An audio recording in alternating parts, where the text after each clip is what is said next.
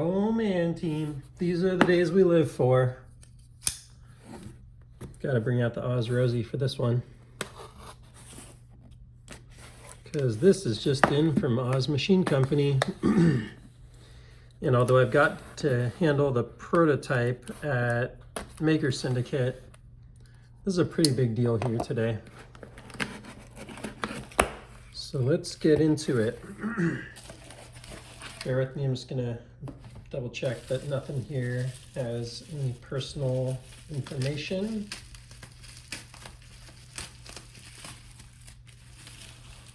All right, so it came with this padded bag.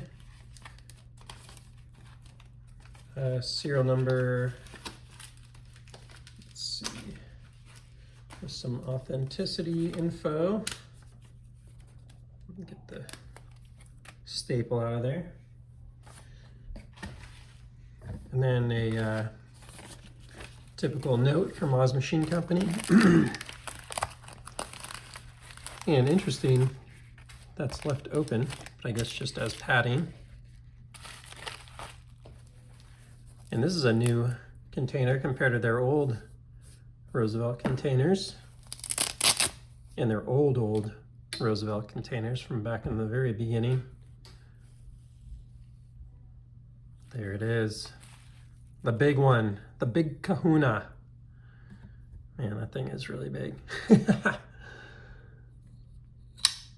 Whew, that's a big knife. Holy moly. You cannot tell through the video how big this thing is. This is so big. I mean, you can probably tell because I've got freaking 1.5 inches of knife sticking out from my hand there. That is nuts. Let's see how the closing action is. I was hoping for gravity drop shot on this, honestly. Maybe with some tuning, it could be. This thing is so big. This is the Oz Roosevelt XL. And as you can see here, this is serial number 28. They threw in a sticker here, made on March 14th. Today is March 25th as I'm doing this. 63 to 64 hardness on the MagnaCut, angled milling, all-tie construction. And the first 10, they did like a dark wash with the stone wash, and I much prefer this full stone wash, reminiscent of, yes, the very sought after Silver Surfer golf putter milling Rosie. Let's put these two down, get some of this junk out of the way here. And oh my God, that thing is so big. This is goofy. I'm just trying to go like pivot to pivot here. It's hard to even get them on the screen. And I don't know if I can like angle this in a way that's like a little more conducive to like showing this. So let's see if that helps a little bit.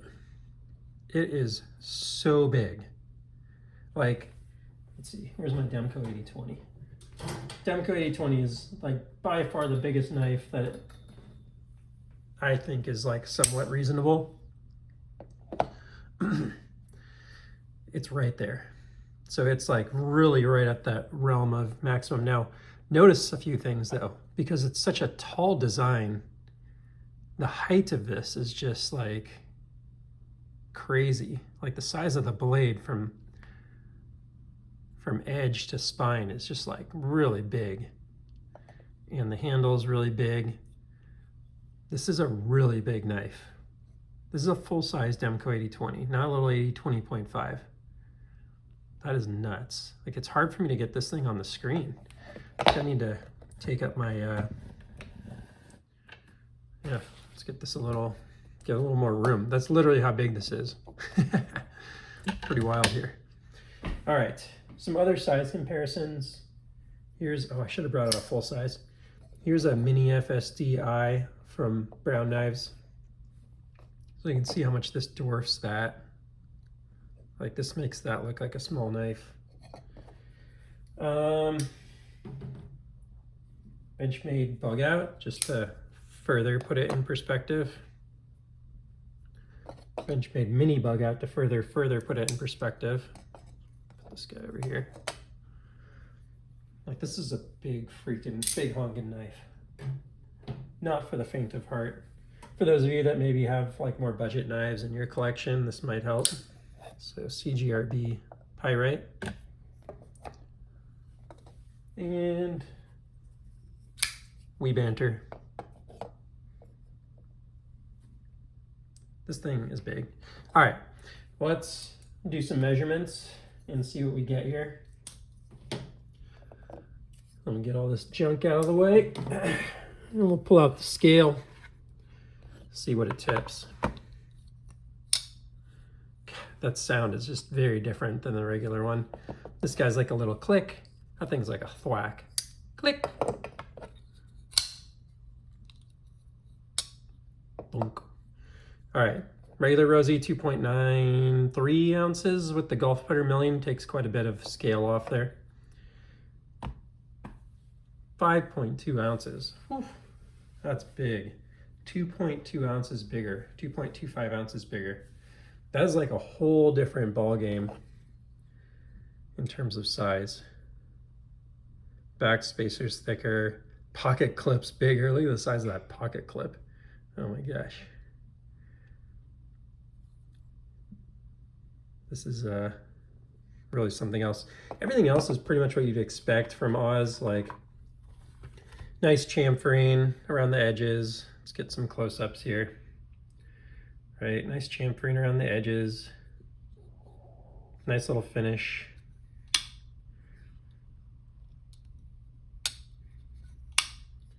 Good lockup, insanely good lockup. This thing feels like it's ready to chop a tree down or something like that. Let's see if he's still doing the MC there for the Magna cut.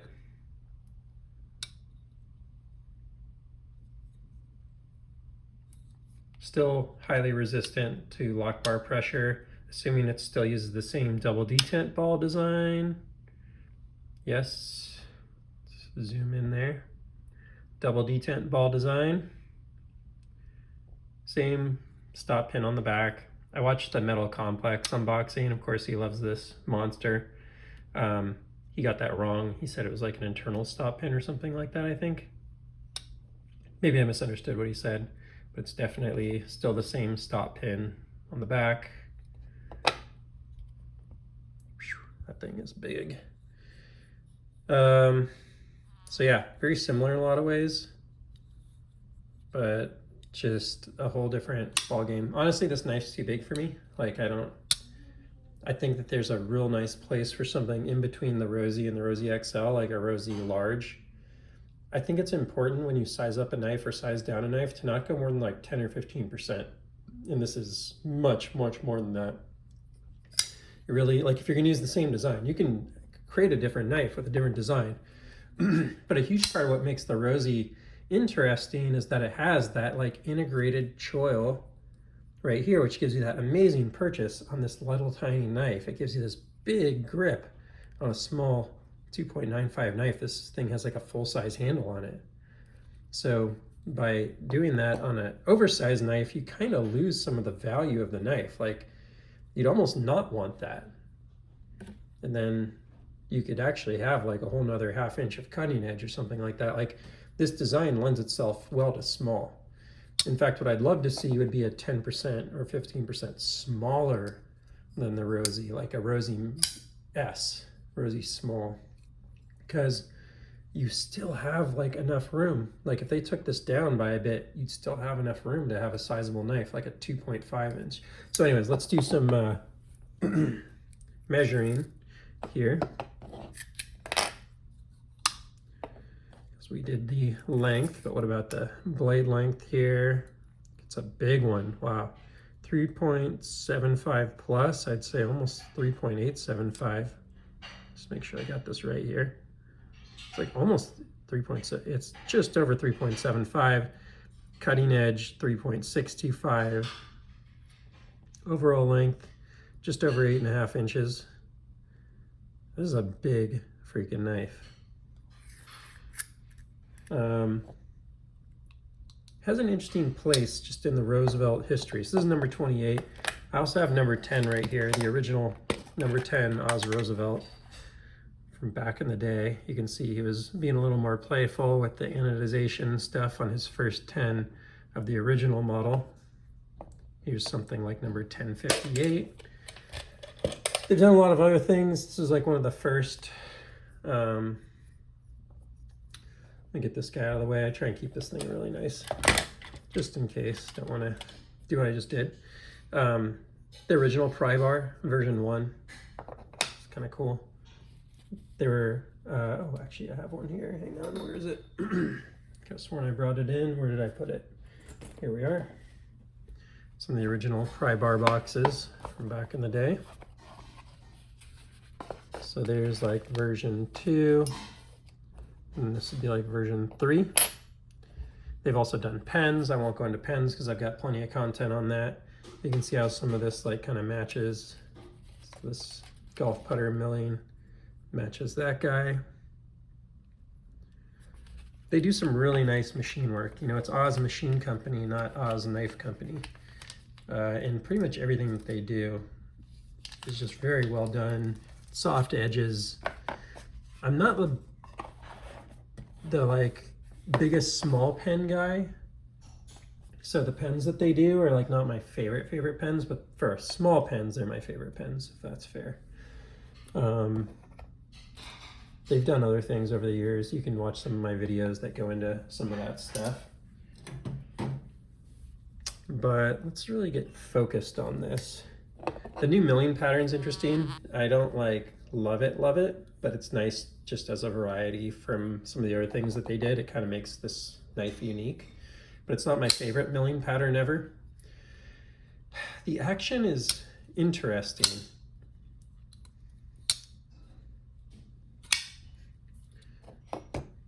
Get stuff out of the way since I'm not really familiar with this knife. It's very hard to like articulate the difference versus the original, but it feels quite different.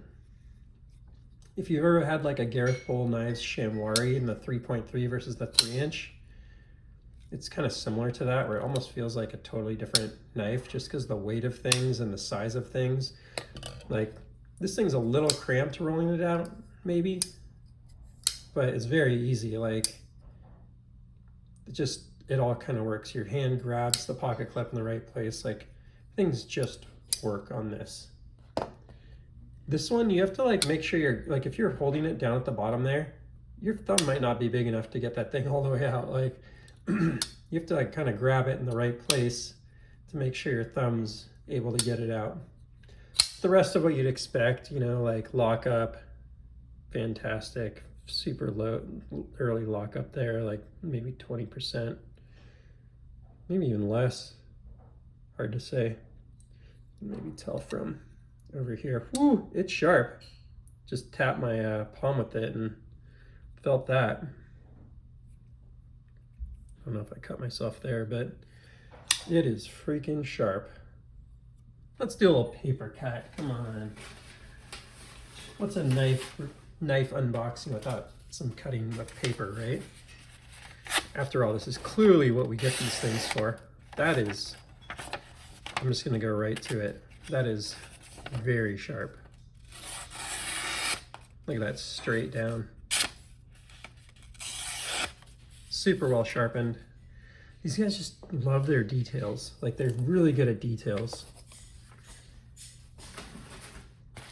Grab a rag here and just wipe off the blade a little bit since I've been smudging it up, so we can make sure we get it nice. We haven't really taken a good look at the blade here in the stone wash. Nice edge, nice stone wash blade. Typical finishing, just leaves all these, even the non-chamfered edges are smooth enough. Maybe a little sharper than the original Rosie though. Okay, this is almost a little more knocked down than this for some reason. Same swedge. You know, they had like just gotten so many things right here. Now what's a little disappointing is that they had talked about potentially doing a pivot collar or a bigger pivot here, and they didn't do that. And that just doesn't look great. Like this just looks very balanced. In terms of the size of the pivot, it makes sense for that knife size.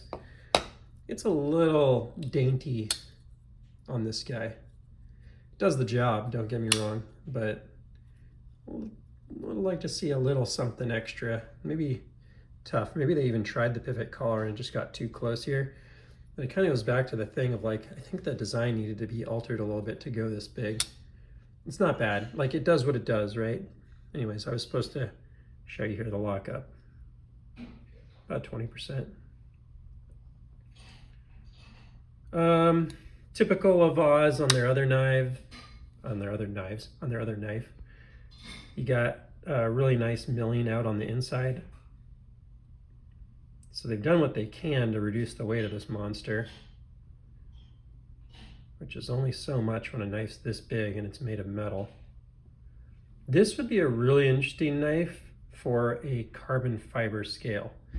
On this knife, I don't care too much. Like, I kind of rather just to have the metal on both sides because it's already so light at 2.93 ounces.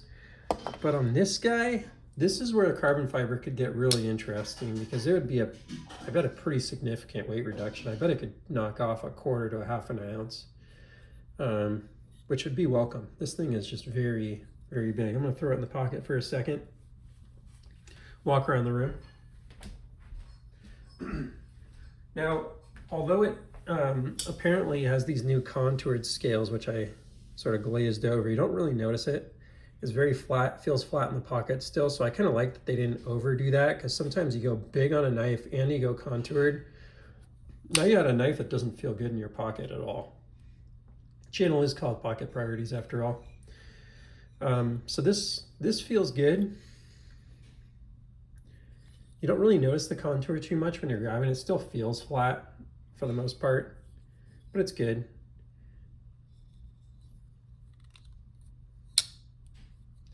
I'll be interested to see if I could tune this to a point where it just kind of gravity falls shut. It's right there on the edge. I don't know if it's been tightened down a lot or heck, why not? Let's give it a quick try. What was that, a T10? Looks like a T10.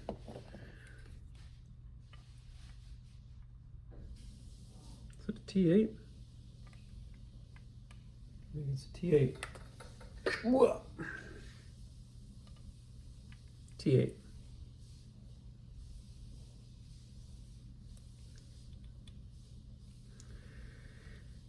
It'd be nice if they got away from this design into a more of a captive pivot design. Let's see what we got here. Okay, now I'm loose. Gravity drop shot doesn't count if you don't have good lockup.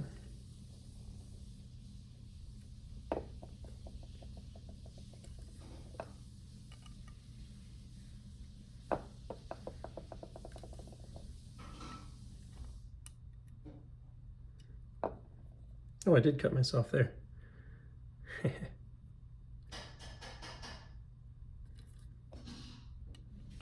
What would be a knife channel without a little blood, right? Okay, got the good lockup. It's close, not quite.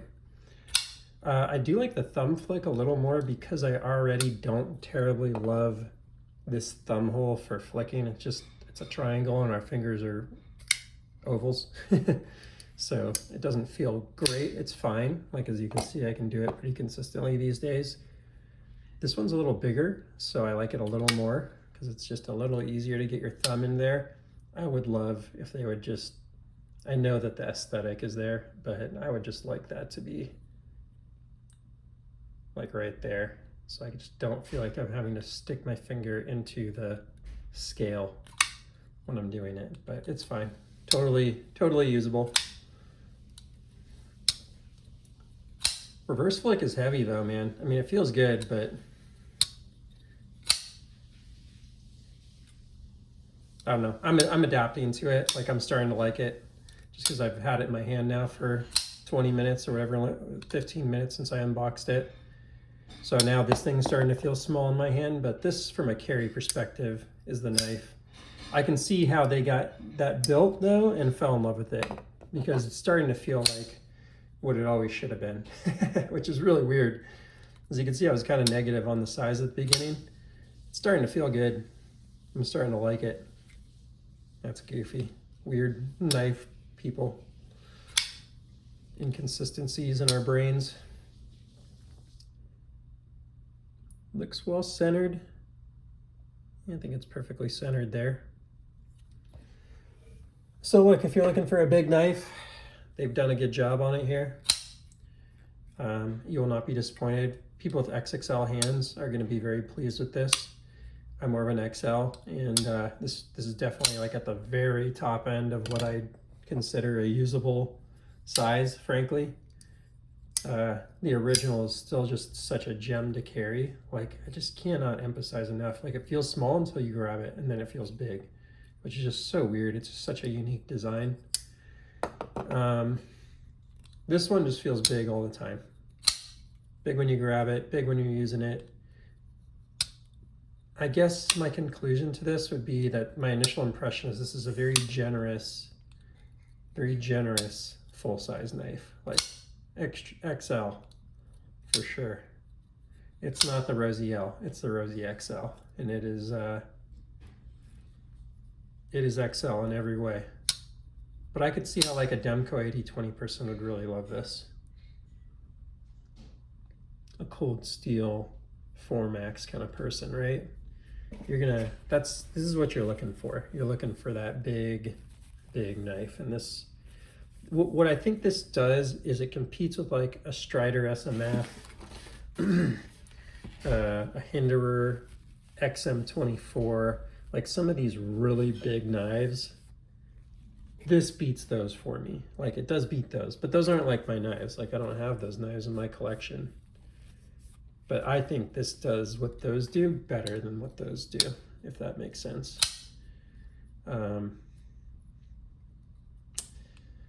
It's a right-handed knife, so left-handed people are gonna have to live with that. Not ideal for your lefties, but you know, as it goes, a lefty, I'm sure I can screw this up here, but they're not gonna have a problem because they're good with left. But it's definitely designed for the righty in the world. And yeah, you're just gonna have to maybe get one and see what you think for yourself, because these things are so subjective. But overall, for what it is, they executed it well, as you'd expect. You know, they always execute really well, regardless. This is an even better way to put this, because the perspective will further show the size differences here.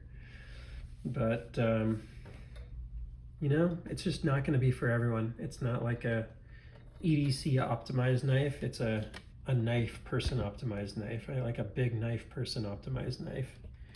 It's just is what it is. It's not for everyone, but it's great in its own way. So that's all for now. Please feel free to like, subscribe, and I'll see you on the next one. Take care.